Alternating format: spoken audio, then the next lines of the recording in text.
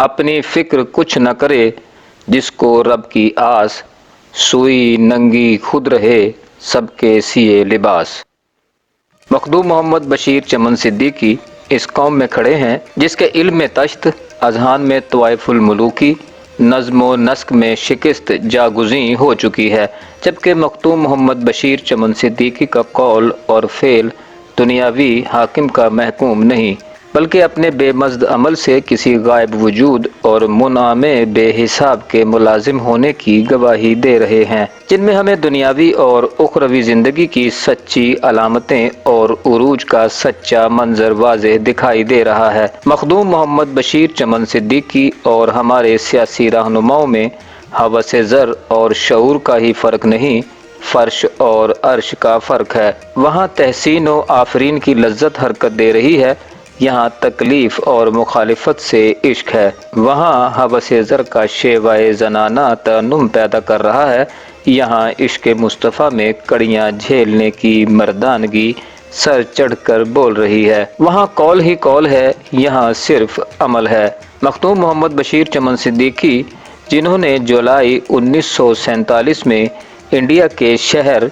بلند شہر کی سرزمین پر بابا بندو خاں کے لخت جگر بن کر اور عظیم اللہ کے پوتے کی حیثیت سے اس عالم نور کو ضیاء بار کیا۔ آپ اپنے 6 حقیقی بھائیوں کے بڑے اکلوتے بڑے بھائی ہیں۔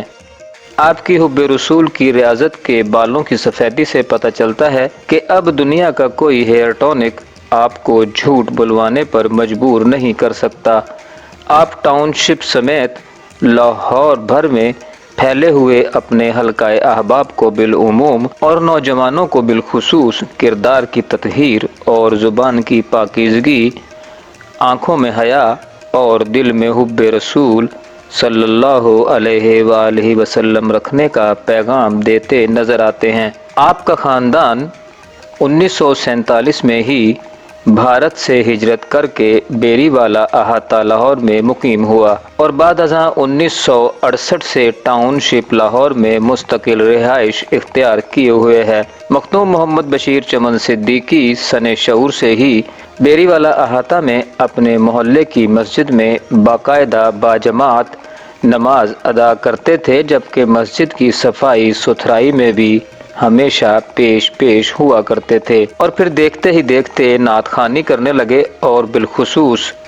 آپ کی نانی آپ کو خواتین کی محفل میں ہمیشہ اپنے ساتھ رکھا کرتی تھیں، اور جب آپ کا خاندان ٹاؤن شپ منتقل ہوا تو قریباً 1 سال بعد ہی آپ رشتہ ازدواج میں منسلک ہو گئے، اور ٹاؤن شپ میں آپ کی ملاقات پیر سید محمد ابرار عثمانی سے ہوئی، جن کے ہاتھ پر آپ نے باضابطہ طور پر بیعت کی،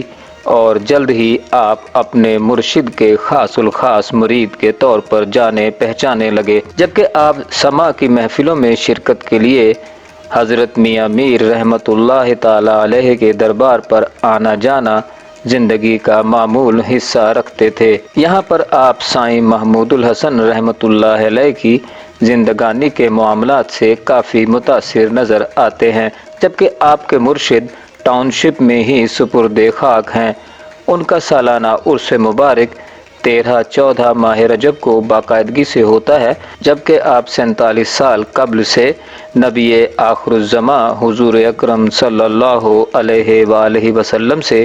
اپنی عقیدت کے اظہار کے لیے باضابطہ طور پر محفل کا انعقاد کرواتے چلے آ رہے ہیں، اور آپ کی یہ محفل بعد ازاں جشن میلاد النبی صلی اللہ علیہ وآلہ وسلم کے نام سے مشہور ہوئی، جس میں آپ کے مرشد پیر سید محمد ابرار عثمانی کے ساتھ ساتھ علاقے بھر کی معروف سیاسی، سماجی اور مذہبی شخصیات شرکت کرتی چلی آ رہی ہیں، جبکہ اس محفل میلاد النبی صلی اللہ علیہ وآلہ وسلم میں پاکستان کے بڑے بڑے نام رکھنے والے قوال بھی اپنی شرکت کو ایک اعزاز سمجھتے تھے اور سمجھتے ہیں، جن میں سے اس محفل میلاد النبی صلی اللہ علیہ وآلہ وسلم کا حصہ بننے والی شخصیات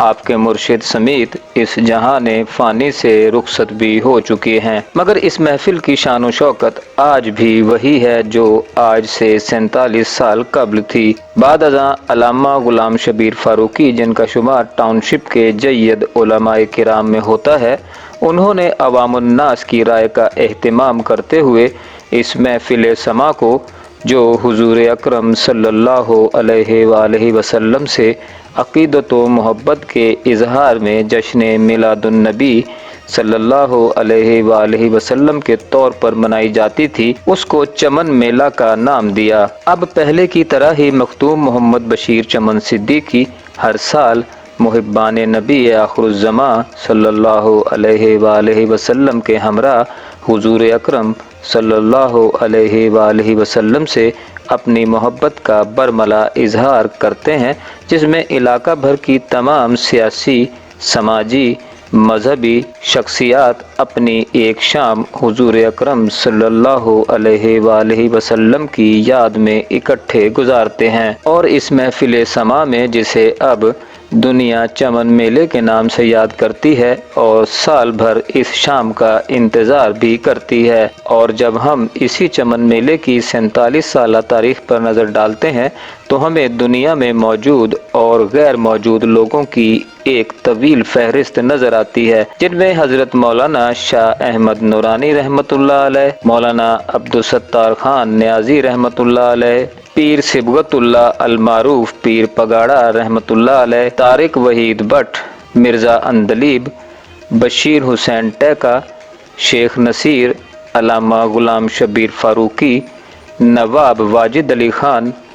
عزیز پہلوان، زرار احمد صدیقی، رانا محمد شفیق قمر، چودھری محمد شفیع، اشرف بیگ، عطا اللہ مغل،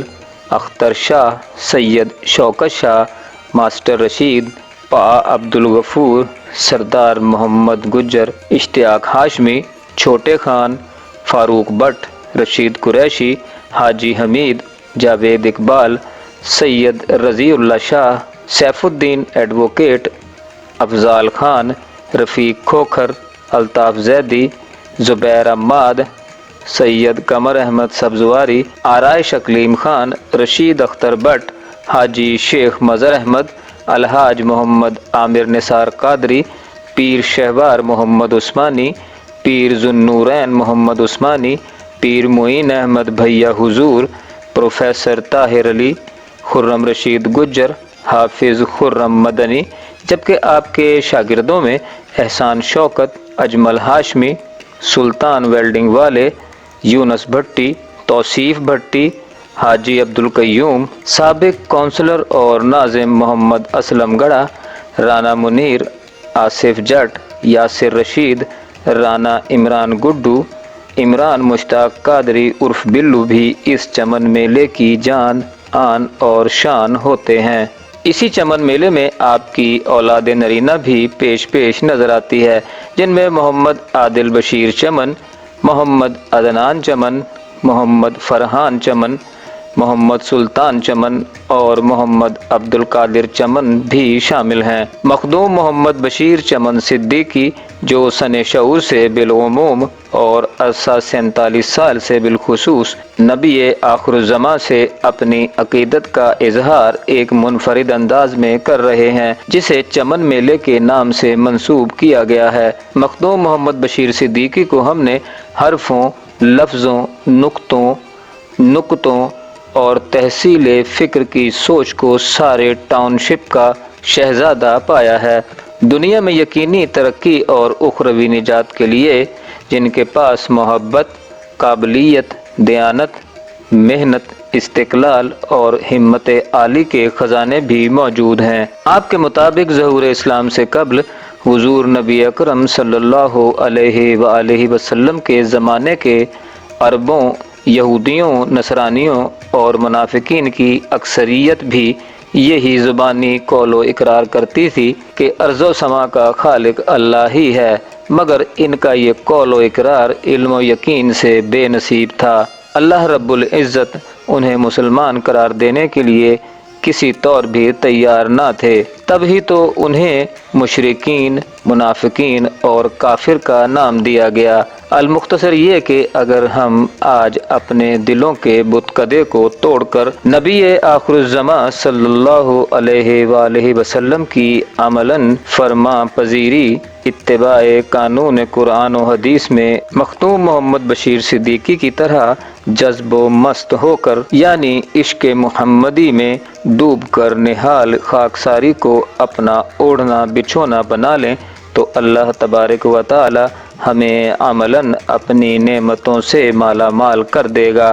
اور ہمارے لیے جنت ارضی کی بساط بچھا دے گا، اور ہمارے خوف و حزن کو اطمینان نصیب ہوگا۔ بسم اللہ الرحمن الرحیم۔ جیسا کہ ٹاؤن شپ کی روایات میں بسلسلہ چمن میلہ حضور نبی اکرم صلی اللہ علیہ وسلم کی یاد میں جشن عید میلاد النبی صلی اللہ علیہ وسلم کا نام، اور اسی نسبت سے میلاد کو چمن کچھ بھی کہہ رہے ہیں، مثال کے طور پہ گلشن کہہ رہے ہیں، چمن کہہ رہے ہیں، بہار کہہ رہے ہیں، یہ میلاد کی بہار ہے۔ تو میری اس میں کوئی ایسی خواہش نہیں کہ میں اس سلسلے میں اپنے آپ کو چمکاؤں یا کوئی کریڈٹ لوں، یہ صرف اللہ تعالیٰ کے محبوب کی وحدانیت، اللہ کی وحدانیت، حضور نبی اکرم صلی اللہ علیہ وسلم کی رسالت کو آگے بڑھانا ہے۔ محفل سما، جیسا کہ آپ یہاں دنیا کے ہر قوال کو سن چکے ہیں، جن کا نام لینا مناسب نہیں، کیونکہ یہ میلہ تقریباً آدھی صدی اس کو گزر چکا ہے۔ میری خواہش ہے کہ اس تصوف کے پیغام کو، محبت کے پیغام کو، حضور نبی اکرم صلی اللہ علیہ وسلم کی یاد میں یہ سلسلہ جاری اور ساری رہے۔ اس میں جو بھی دوست، میرے قریبی دوستوں کے لیے یہ پیغام ہے، جن میں سر فہرست حاجی عامر نثار قادری صاحب ہیں، میرے دوست ہیں، میرے بیٹے ہیں، سب کے لیے کہ یہ راحت کا راستہ ہے، محبت کا راستہ ہے، پیار کا راستہ ہے، اس کو اپنایا جائے اور یہ مارکیٹ کی روایت کو ختم نہ ہونے دیا جائے۔ اس کے علاوہ جتنے بھی قوال حضرات ایک تصوف کا پیغام دیتے رہے، صوفیاء کی نظر میں قوال ایک تبلیغ اور مبلغ کی حیثیت رکھتے ہیں، کیونکہ حضرت خواجہ معین الدین چشتی اجمیری رحمۃ اللہ علیہ نے اس قوالی کے ذریعے، اس سما کے ذریعے، اس ساز کے ذریعے، حالانکہ اس میں کوئی اسلامی روایت نہیں تھی، لیکن اس کے ذریعے 90 لاکھ ہندوؤں کو کلمہ توحید پڑھایا، لا الہ الا اللہ محمد رسول اللہ۔ تو دوستو، ایک تبلیغ بھی ہے، ایک سما پیار کا بھی پیغام ہے، عشق اور محبت کا پیغام ہے، اور ایک بھائی چارے کا پیغام ہے، ایک دوسرے کو اکٹھا کرنے کا پیغام ہے، اور پھر ایک اور بات ہے کہ اولیاء اللہ کی یہ روایت ہے، اس کو قائم اور دائم رکھا ہے۔